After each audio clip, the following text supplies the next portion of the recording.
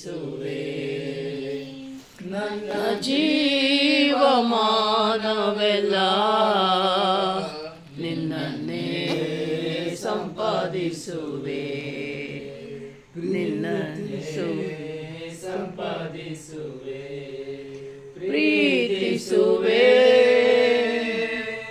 ಪ್ರೀತಿಸುವೆ ನನ್ನ ಪ್ರಾಣ ಇರುವರೆಗೂ, ನಾ ಮಣ್ಣಲ್ಲಿ ಸೇರೋವರೆಗೂ, ನನ್ನ ಪ್ರಾಣ ಇರೋವರೆಗೂ, ನಾ ಮಣ್ಣಲ್ಲಿ ಸೇರೋವರೆಗೂ.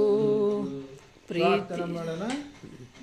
ಪ್ರೀತಿ ಸ್ವರೂಪನಾಗಿರುವಂಥ ತಂದೆಯಾದ ದೇವರೇ ಯೇಸುವೆ, ಈ ಸಾಯಂಕಾಲ ಸಮಯದಲ್ಲಿ ಮತ್ತೊಮ್ಮೆ ನಿಮ್ಮ ನಾಮವನ್ನು ಕೊಂಡಾಡಿ ಮಹಿಮೆಪಡಿಸ್ತಾ ಇದ್ದೀವಿ ಸ್ವಾಮಿ.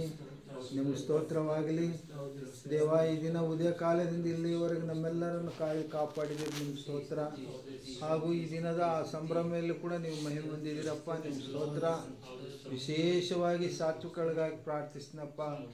ಇಷ್ಟು ವರ್ಷಗಳು ಕಾಯ್ದು ಕಾಪಾಡಿದಿ, ತನ್ನ ಜೀವಿತದಲ್ಲಿ ಮತ್ತೊಂದು ಹೊಸ ದಿನವನ್ನು ಹೊಸ ವರ್ಷವನ್ನು ನೀವು ಕೊಟ್ಟಿದ್ದೀರಿ ಅಪ್ಪ.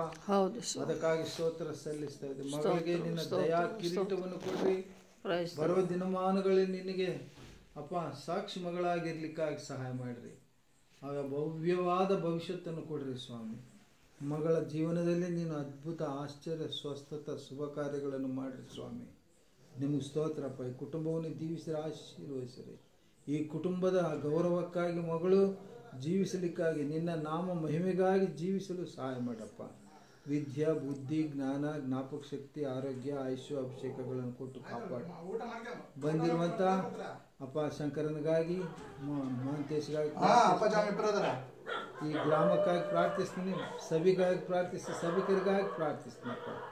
ಎಲ್ಲರನ್ನು ಆಶೀರ್ವಾದ. ದೀನದಾಸರಾದ ನಮ್ಮನ್ನು ಸಹ ನಿನಗೆ ಸಮರ್ಪಿಸ್ಕೊಳ್ತಾ ಇದ್ದೀನಪ್ಪ. ವಿಶೇಷವಾಗಿ ಈ ಕುಟುಂಬಕ್ಕಾಗಿ ಪ್ರಾರ್ಥಿಸ್ತೀನಪ್ಪ. ಈ ಕುಟುಂಬದಲ್ಲಿ ನಿನ್ನ ದಾಸನನ್ನು ನೀನು ಎಬ್ಬಿಸಿದ್ದೀವಿ ಸ್ವಾಮಿ. ಅಪ್ಪ ರಾಜ ರಾಣಿಯನ್ನು ಇಬ್ಬರು ಜೊತೆಪಡಿಸಿ ಪ್ರೀತಿಸಿಕೊಟ್ಟಂಥ ಸಾತ್ವಿಕ ಜಾಶುವಾಗಿ ಕೂಡ ಪ್ರಾರ್ಥಿಸ್ತೀನಪ್ಪ.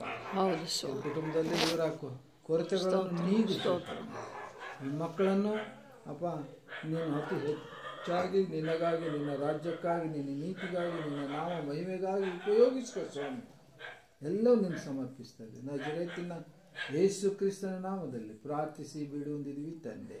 Amen amen amen. ಏನಿಲ್ಲ